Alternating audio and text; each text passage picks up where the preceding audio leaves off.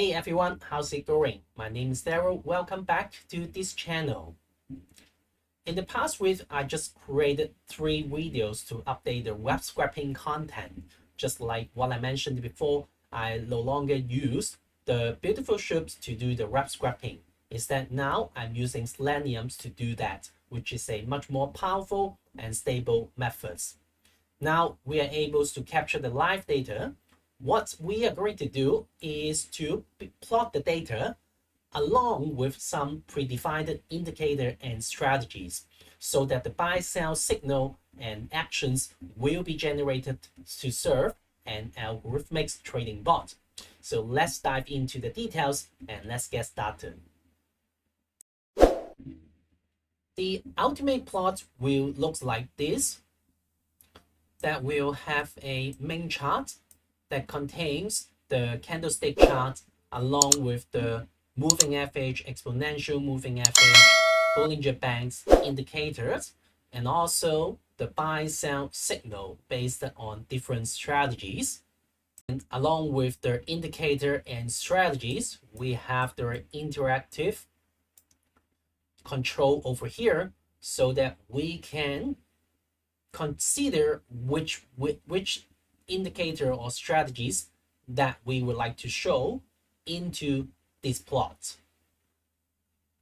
And at the top, we will have the stop price informations, the price changes, the target price, and also the open, high, low, close price.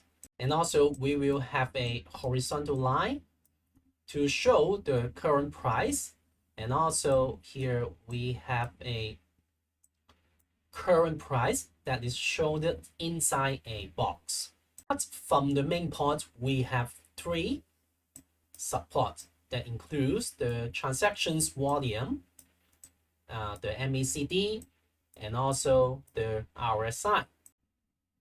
Now let's dive into the programming part to see what we need to do. So first of all, we will have the figure designs and also the x-axis and y-axis design. If you look back into this picture, you can see there's a this is a dark color theme. So I'm going to assign the color in these figure designs, and then for the axis designs, you can see that some of them have the y-axis label, but some of them does not. On the other hand, some of them have does not have the x-axis labels, but some of them has the x-axis label. So I will also create a functions to do that. On the other hand, we also would like to compute and also plot the technical analysis that includes the moving average, the exponential moving average, the Bollinger Band, and also I will need to plot out the candlestick. So I need to compute the open, high, low, close, and also plot it in a candlestick chart. So these 2 functions are mainly help me to create the outcomes or create the result for the main plot. And then I need to plot the header. Here you can see that there are lots of informations over here that includes the current price informations, the target price, the changes, and the open, high, low, close price, and so and so. So I also need to plot the header.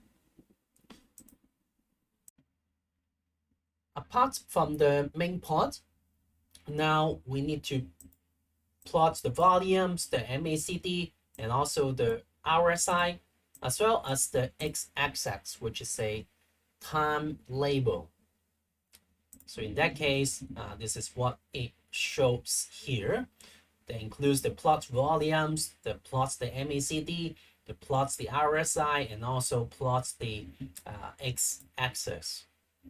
And finally, we need to process the data because right now the data is in a seconds or a live data. So we need to repackage the data in order in order for us to calculate, or in order for us to plot the open, high, low, close price, or in order for us to plot the volumes, something like that. So we need these two functions to help us to cater some of the data formats.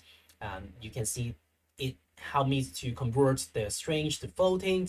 And on the other hand, I also need to process the data from a time interval that is seconds to the open, high, low, close format.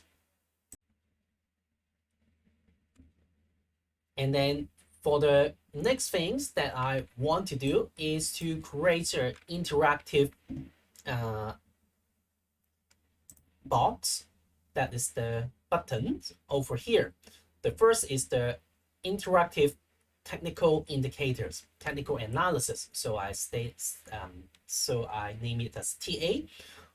The second one is the interactive strategies. So over here, there's 4 strategies. So this is for the interactive control.